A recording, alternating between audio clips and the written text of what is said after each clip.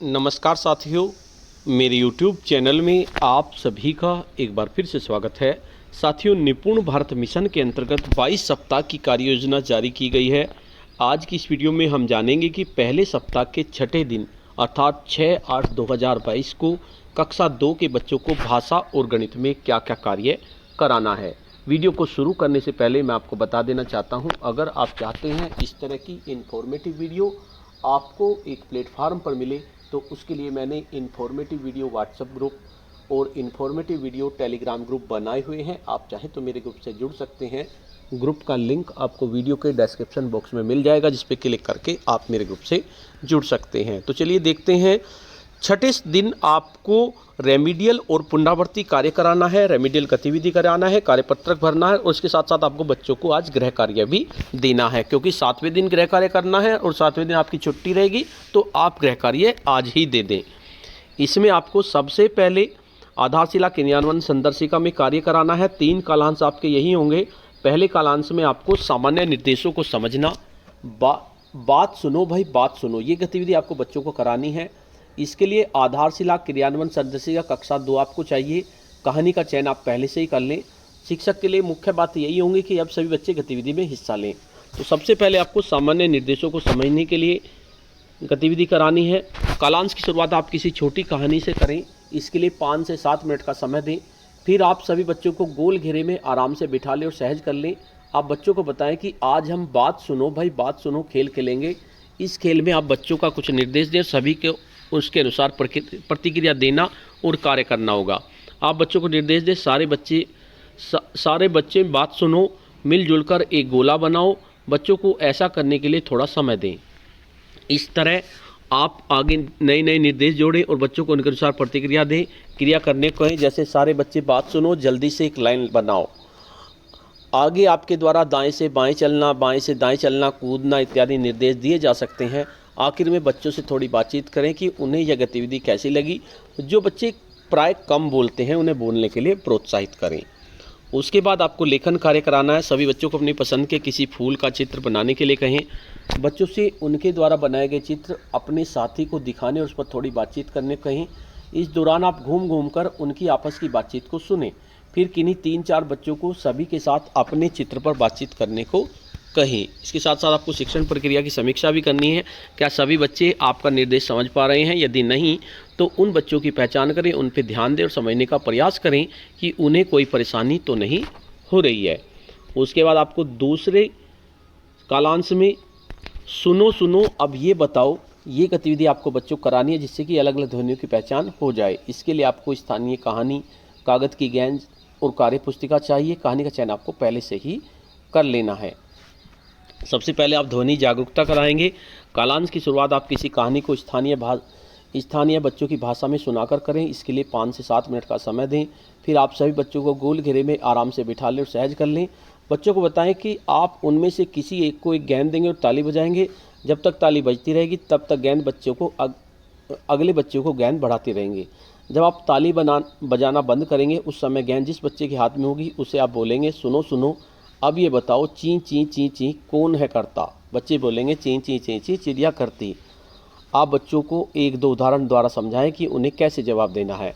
अब आप अलग अलग वस्तु सजीव और निर्जीव द्वारा इस गतिविधि को आगे बढ़ाएं, जैसे टर टर टर टर, खटपट चर चर चर आदि।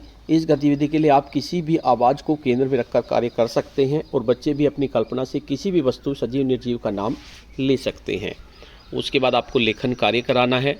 सभी बच्चों से कार्य पुस्तिका के पाठ 6 पर कार्य करने को कहें।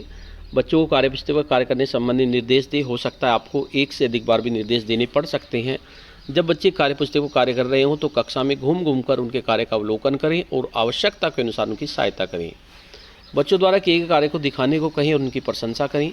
इसके पश्चात आप इस सप्ताह के गृह कार्य को करने के निर्देश बच्चों को उदाहरण सहित दें।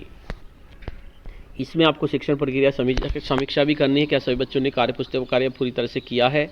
जिन बच्चों को कार्य करने में परेशानी हो रही है उनकी पहचान करें। सप्ताह भर के कार्य को देखें और उन्हें आ रही असुविधा को समझने और उन्हें आवश्यक सहायता देने की योजना बनाएं। उसके बाद आपको तीसरे कालांश में शब्दों को आकृति के रूप में पढ़ने की गतिविधि करानी है। मेरा नाम इसके लिए आपको कागज़ मार्कर चाहिए। कागज़ की बहुत सारी स्ट्रिप बनाएं, हर स्ट्रिप पर अलग अलग बच्चों के नाम लिखें। और आपको ध्यान रखना है कि सभी बच्चे गतिविधि में भाग लें और सभी बच्चों को उनके नाम से पहचानने में सहायता करें और उनको प्रोत्साहन दें। सबसे पहले लोगोग्राफी पठन के अंतर्गत आपको कालांश की शुरुआत किसी कविता से करें। बच्चों को चलने फिरने उठने बैठने का मौका दें। इसके लिए 5 से 7 मिनट का समय दें। फिर आप सभी बच्चों को गोल घेरे में आराम से बिठा लें और सहज कर लें। आप ज़मीन पर उन कागज़ के स्ट्रिप को फैला दें जिन पर कक्ष के संसाधनों के नाम लिखे हैं। अब आप एक एक करके सभी बच्चों को नाम बुलाएं और उन्हें कोई भी स्ट्रिप उठाने को बोलें। उनमें लिखते हुए नाम को पहचानने को कहें। यदि बच्चों को स्ट्रिप पर लिखे गए नाम को पढ़ने परेशानी हो रही है तो उनकी सहायता करें। अंत में सभी बच्चों से अपना चित्र बनाने और अपनी स्ट्रिप में से देखकर नाम लिखने को कहें। यहाँ बच्चे किसी भी तरह लिख सकते हैं। बच्चों ने जो भी चित्र बनाया है और जैसा भी नाम लिखा है उसे स्वीकार करें, उनका प्रोत्साहन करें। उसके बाद आपको अपनी कार्य की समीक्षा करना है कि क्या सभी बच्चे अपने नाम को पहचान पाए हैं। यदि नहीं तो उन बच्चों की पहचान करें और अगले 1-2 दिन में उन्हें अपने नाम की पहचान करने के मौके देने का प्रयास करें। इसके बाद आपको देखिए कार्य पुस्तिका किसलव पर भी कार्य कराना है। इसमें आपको पाठ 6 कराना है। बिंदु को मिलाना। सुबह से शाम तक किए जाने वाले कार्य को क्रम से बताएं कि क्या क्या कार्य आप करते हैं, इसे देख के बच्चे बताएंगे। और इसके साथ साथ आप गृह कार्य भी आज ही दे दें, क्योंकि कल संडे है। संडे में गृह कार्य बच्चों को नहीं दिया जाएगा, आज ही दिया जाएगा। करेंगे भी संडे में, तो ये गृह कार्य आप बच्चों को दें। उसके साथ साथ आपको गणित में भी आज रेमेडियल और पुनरावर्ती कार्य कराना है, जिसमें रेमेडियल गतिविधि और कार्यपत्रक भराना है। और उसके साथ साथ आपको गृह कार्य कराना है। सबसे पहले देख लेते हैं आधारशिला क्रियान्वयन संदर्शिका गणित में क्या कार्य कराना है। इसमें आपको रेमेडियल गतिविधि करानी है। कम ज़्यादा की पहचान बना सकें, दूर पास की समझ बना सकें, छोटा बड़ा की समझ बना सकें। इसके लिए आपको संसाधन चाहिए चार्ट, एक अनेक या कम ज़्यादा, दूर पास की अवधारणा, सबसे लंबा ऊंचा कौन है, ये आपको चार्ट चाहिए। सबसे पहले प्रक्रिया 1 में आप कक्षा में बच्चों को 3 समूह में बिठाएं। 3 समूह को चार्ट देकर आपस में खास बातों को पता करने को कहें। समझाएं। एक अनेक या कम ज़्यादा के चार्ट में कम और ज़्यादा पर चर्चा करें। बच्चों को भी अपनी बात कहने के लिए पर्याप्त समय दें। बच्चों से अधिक वस्तु पर उंगली रखने और गोला खींचने के लिए कहें। दूर पास की अवधारणा पर भी इसी प्रकार काम करें। सबसे लंबा या ऊंचा कौन है, चार्ट पर भी इसी प्रकार करें। अब बच्चों को अपने अपने समूह में चार्ट पर कम ज़्यादा, दूर पास, छोटा बड़ा छांटने को कहें। हर समूह में जाकर देखें कि बच्चे सही से कर रहे हैं या नहीं। बच्चों को उपयुक्त समय दें कार्य पूर्ण करने के लिए। पूछे कक्षा में लड़कों की संख्या ज़्यादा है या लड़कियों की। कक्षा में सबसे लंबा कौन है, श्यामपट्ट के सबसे पास कौन है और कौन सबसे दूर। एक बच्चे को बेंच पर खड़ा करें, दूसरे को उसके पास फर्श पर। अब चर्चा करें कि कैसे तय करेंगे कि कौन लंबा है। प्रक्रिया नंबर 2 के अंतर्गत कक्षा में बच्चों को 4 समूह में बांटें। पहले समूह में 1 बच्चा, दूसरे समूह में 2 बच्चे, तीसरे में 3 और शेष बच्चे चौथे समूह में खड़ा करें। उन्हें कक्षा में अलग अलग स्थान पर खड़ा करें। समझाएं। सबसे ज़्यादा बच्चों वाला सबसे बड़ा समूह है और 1 बच्चे वाला सबसे छोटा या कम समूह है। इसी प्रकार उनकी दूरी को भी स्पष्ट करें। श्यामपट्ट के पास कौन सा समूह खड़ा है, समूह 4 में सबसे लंबा कौन है। बच्चों को आपस में पास और दूर खड़ा होकर अवधारणा स्पष्ट करने का अवसर दें। मूर्त वस्तुओं, कंकड़, मोती, सिक्कों की सहायता से चर्चा करते हुए बच्चों से एक अनेक, कम ज़्यादा, दूर पास, छोटा बड़ा पर प्रश्न करने के जाने की बच्चों को यह अवधारणा स्पष्ट है या नहीं। पूछे क्या आप कम या ज़्यादा बताने के कारण बता सकते हैं। कंकड़ के 2 समूह को दिखाकर इनमें से किस समूह में अधिक कंकड़ हैं। दरवाजे के पास कौन है। बच्चों को एक पंक्ति में खड़ा करें। बच्चों के नाम के साथ सवाल करें, जैसे रिंकी के पास कौन है, कौन बच्चा नीरज से सबसे दूर है। इसके साथ साथ आपको कार्यपुस्तिका गिनतारा पर भी कार्य करना है। बच्चों को साप्ताहिक अभ्यास कराना है। सबसे ज़्यादा वस्तु पर टिक और सबसे कम वस्तु पर क्रॉस लगाएं।